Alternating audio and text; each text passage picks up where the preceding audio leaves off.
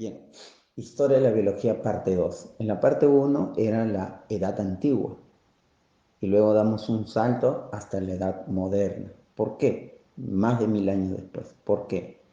Porque en la edad media no hubo muchos avances en la ciencia, ¿sí? En la edad antigua aprendíamos de los aportes que hicieron Aristóteles, Teofrasto, Hipócrates, Galeno, etc. Y ahora vamos a entrar a la edad moderna, ¿sí? Entonces, ¿quiénes están en la edad moderna? ¿Sí? A ver, vamos a continuar.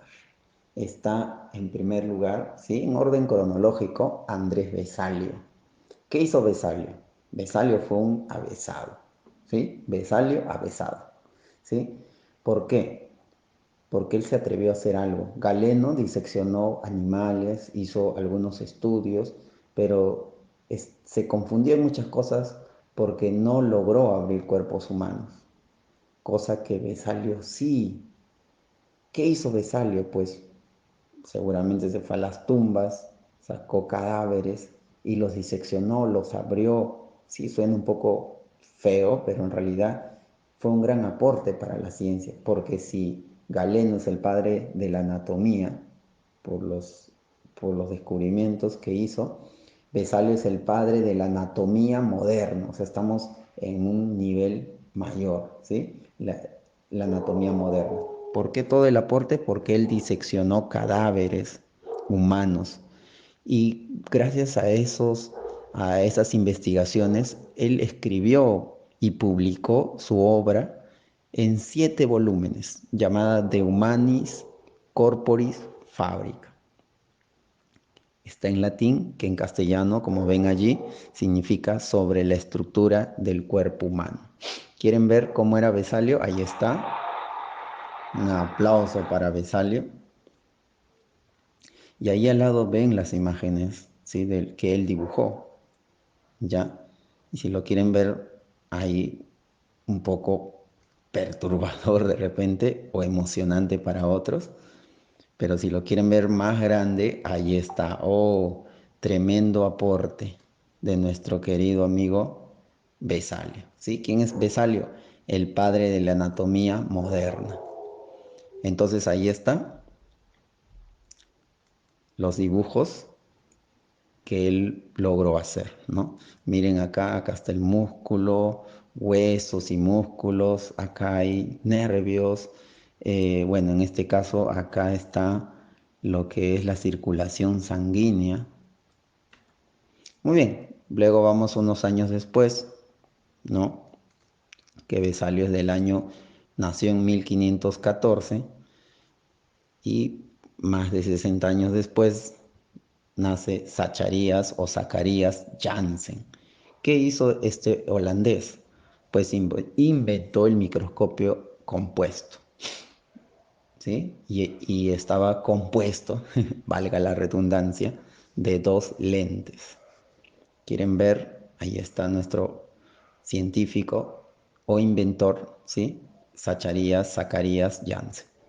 Ahí está su microscopio, miren. No era tan complicado ni tan complejo, pero sin embargo en la época. Estamos hablando del año 1600, ¿no? Por allí, lo que hizo él es inventar esto que le daba un aumento,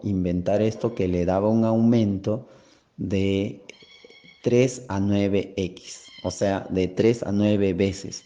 Ahora tú puedes con una lupa tranquilamente lograr ese aumento, pero en la época no había eso, entonces gracias a eso pudo ver algunas cosas más pequeñitas, ¿no? Sí, y ahí vemos un poco de algunos otros microscopios, y acá está el de Zacarías Janssen, ¿sí? El holandés. Y ahí está, a él se le da ese reconocimiento como el inventor del microscopio electrónico. Luego vinieron muchos mejores, vamos a decir, porque tenían una mayor ampliación. Este científico, por favor no se olviden, es Francesco Redi, el padre de la biología experimental. ¿Quién era el padre de la biología? Aristóteles. ¿Y quién es el padre de la biología experimental? Redi. Y hay algo curioso porque Redi, ¿sí? fue quien desbarató, quien se trajo abajo la teoría de Aristóteles. O sea, estamos hablando de los años 1600 y Aristóteles 300 y algo antes de Cristo. O sea, estamos hablando de casi 2000 años después. Redi se trajo abajo la teoría de la generación espontánea. ¿Cómo? Haciendo un experimento, que en breve lo explico, ¿sí? Pero él demostró entonces con este experimento que los insectos no nacen por generación espontánea. A ver, ¿cómo es? ¿Cómo es? Número uno, primero tienes un frasco con carne. Viene el insecto, las moscas, se posan allí y después de un tiempo aparecen gusanos. Muy bien. Segundo, una gasita, una telita, pones la carne debajo y después de un tiempo no hay, no hay gusanos. ¿Sí? Y en la tercera pones una tapa herméticamente cerrado y tampoco hay gusanos. Entonces, ¿cuál es la conclusión? Que los gusanos no es que aparezcan de una carne que está allí, o sea, no sale de la nada, no se genera espontáneamente como creía Aristóteles, sino que esos gusanos que vemos en la primera imagen están ahí porque las moscas ponen sus huevos. Sí, vamos a hablar más adelante sobre estas teorías a detalle, pero entonces Francesco Redi es el padre de la biología experimental. Si Aristóteles es el padre de la biología, él es el padre de la biología experimental. Redi, italiano, sí, hizo ese gran aporte a la ciencia, de que lo que quiera demostrar en biología lo demuestre con experimentos, con un método científico. Por eso él es el padre de la biología experimental. Luego vamos a Marcello Malpighi, italiano también, biólogo, ¿sí? Considerado el fundador o el padre de la histología. ¿Qué es la histología? Ciencia que estudia los tejidos. ¿Qué comprobó él? La teoría de Harvey, porque antes se creía o no se entendía bien el tema de la circulación sanguínea, pues él logró entender mejor. También estudió embriones, tejidos animales, órganos humanos, muchas cosas.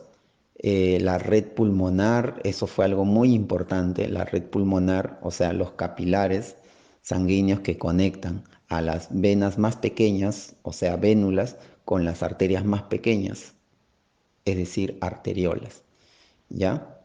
Muy bien, Malpighi hizo ese aporte entonces.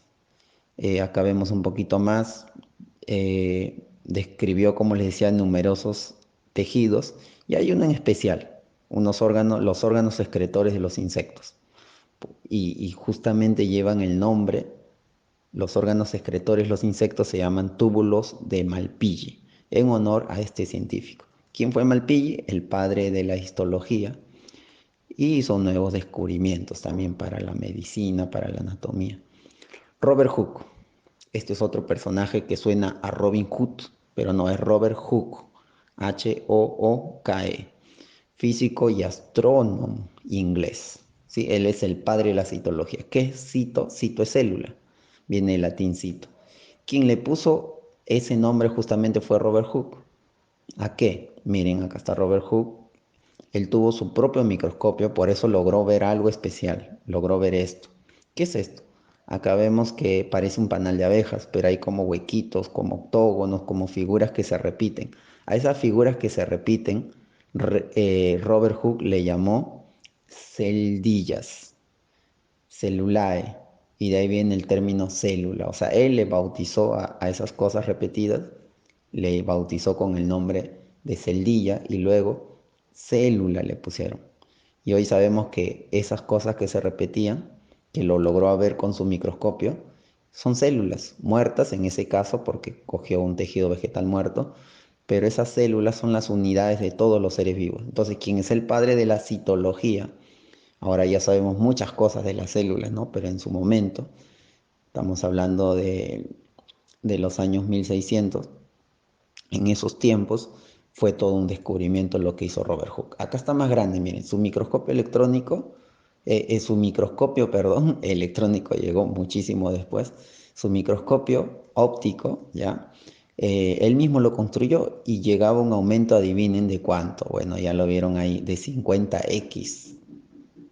Si Janssen tuvo uno de 3 a 9, él tuvo algo de 50 veces más. O sea, esto es como decir que no era el iPhone 11 ni 12, esto es como tener el iPhone 20. Esto no es como tener el Huawei P30, sino P80, ¿no? Y ahí está, miren, el dibujo de las células que él observó con su propio microscopio. Entonces, ¿quién es el padre de la citología? Es decir, la ciencia que estudia a las células, nuestro querido amigo Robert Hooke. Hooke, ahí está. Y ya vamos terminando, ¿sí? Anton van Leeuwenhoek. Es bien complicado escribirlo, ¿no? Es Leeuwenhoek. Bueno, él es padre de dos ciencias, ¿no? Doble papá. Él es el padre de la microbiología y de la protozoología. Hizo muchas cartas en las cuales enviaba sus dibujos.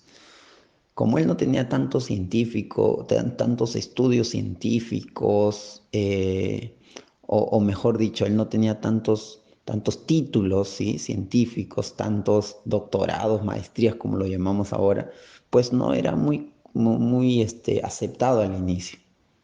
Pero él confeccionó, miren, un microscopio más pro, o sea, 200x de aumento.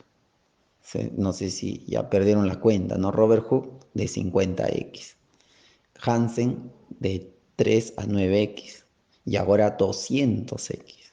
O sea, podía ver con más detalle Leeuwenhoek algunas cosas. Pero vamos a ver qué dibujó. Él dibujó la pulga, sus partes, dibujó el ciclo vital de la hormiga, los espermatozoides humanos, bacterias. O sea, él habló de eso, algo que antes no se hablaba, de ese mundo mucho más pequeño, y a esos seres pequeñísimos que se movían los llamaron animáculos. Hoy sabemos que lo que estaba observando eran protozoos, ¿no?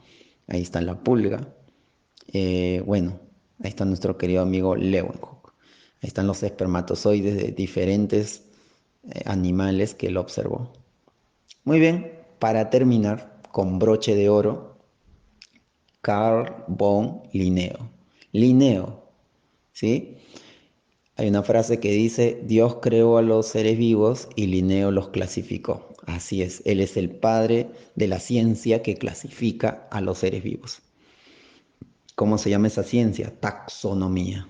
Taxones, ¿no? ¿Han escuchado esa palabra? Los taxones, los niveles taxonómicos. Los niveles taxonómicos son los taxones: reino, clase, ¿sí? Bueno, en orden sería, ahora ya se conoce dominio, reino, filium, clase, orden, familia, género y especie. Entonces, él clasificó animales y plantas, ¿sí?, miles de especies, y sentó las bases para la creación de un sistema llamado nomenclatura binomial. Es decir, cuando los nombres de los animales, de las plantas, bacterias, va a estar determinado por dos palabras, por eso es binomial, ¿sí? Eso lo vamos a ver más adelante. Entonces, miren los libros que él escribió. Tres libros importantísimos. El primero, El Sistema Nature, en 1735, que tuvo hasta 13 ediciones. Luego viene Filosofía Botánica y finalmente Especies Plantarum. Estos libros, ¿sí?, aportaron y siguen aportando porque son la base de la taxonomía vegetal, animal, de la nomenclatura binomial. Entonces, Carl von Linneo. Linneo es el padre de la taxonomía. Muy bien, entonces, muchísimas gracias con todos. Recuerden que Leeuwenhoek les está observando porque él observa todo y dibuja todo. Nos vemos.